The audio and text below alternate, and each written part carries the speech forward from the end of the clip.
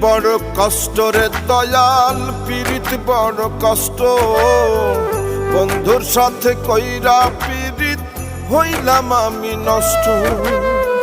পীড়িত বড় কষ্ট রে দয়াল, পীড়িত বড় কষ্ট। বন্ধুর সাথে কইরা পীড়িত হইলাম আমি নষ্ট। কান্না ছাড়া রইল না আর কিছুই অবশিষ্ট। অবহেলায় অপমানে জীবনটাই অতিষ্ঠ।